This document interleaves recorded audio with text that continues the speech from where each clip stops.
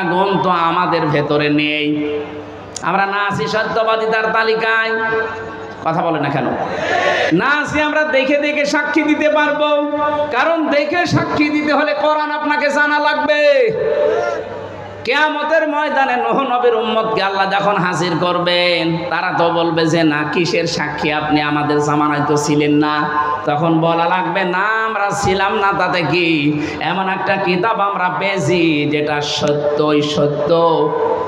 ওয়ালাকাদ আরসালনা নূহান ইলা কওমিহি আন আনযির কওমাকা ফালাবিসা ফীহিম আলফা সানাতিন খামসিনা আমা। আমরা আমাদের কোরআনের উপরে পড়েছি যে 950 বছর নূহ নবী তোমাদেরকে দাওয়াত দিয়েছে, একটা দাওয়াতও কবুল করনি। 950 বছরে মাত্র 80 জন নবীজির পেছনে দাঁড়িয়ে আছে, নূহুর পেছনে, এইগুলোই, বাকি একটাও তোমরা মানোনি। ওরা তখন আশ্চর্য হয়ে বলবে আবার কেমন সাক্ষী, হাজার হাজার বছর পরে যারা দুনিয়ায় গেল, অথচ আমাদের পক্ষে একেবারে দেখে দেখে সাক্ষী দিচ্ছে। এইটা জানার মাধ্যমে কিয়ামতে আমরাও সাক্ষী হতে পারবো। আমার মনে হয় এখন আমি আর চালাতে পারছি না, 11:30 বাজে, কুষ্টিয়া যেতে যেতে রাত 4টা-5টা বেজে যাবে, রাস্তা যে ভাঙ্গা।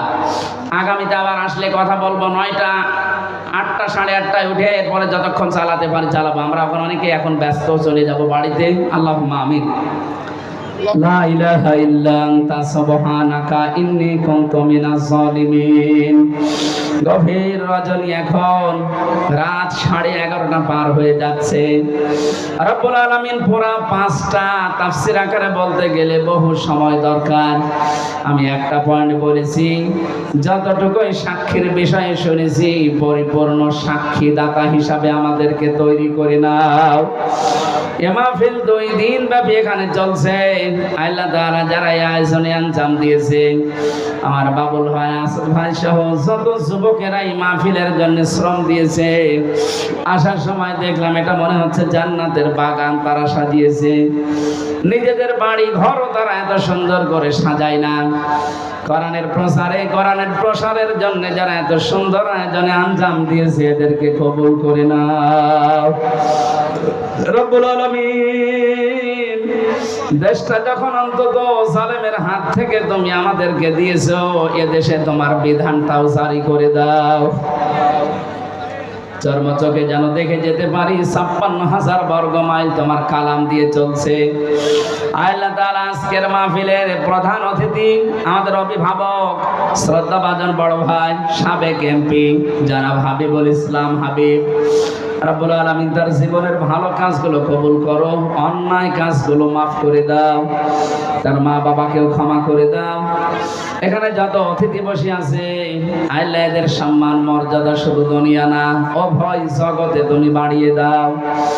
গতকাল এখানে যারা কথা বলেছিলেন তাদের কথাগুলো আমল করার তৌফিক আমাদের দান করো। মাহফিলের ময়দানে কষ্ট করে যারা এখানে এসেছে দূর দূরান্ত থেকে, আল্লাহ কাউকে খালি হাতে ফেরত দিও না। আমার যে 2টা হাত তুমি মেহেরবানি করে পরিপূর্ণ করে দাও। এলাকায় মাটির নিচে যারা ঘুমিয়ে আছে, কোরআনের ইজ্জতে মাফ করে দাও। আগামীতে এই অনুষ্ঠানটা বিশাল আকারে কোরআনের প্রসারে তুমি মঞ্জুর করো আল্লাহ।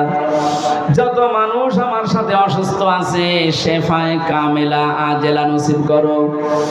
আল্লাহুম্মা গফিরলি ওয়ারহামনি ওয়াহদিনি ওয়াফিনি ওয়ারযুকনি ইয়া রাব্বাল আলামিন।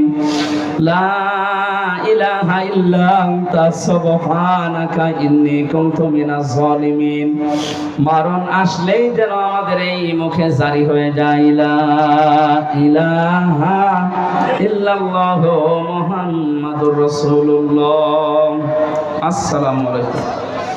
আস্তে আস্তে চলে যান ভাই, অনেক মানুষ রাস্তায়, আস্তে আস্তে যান।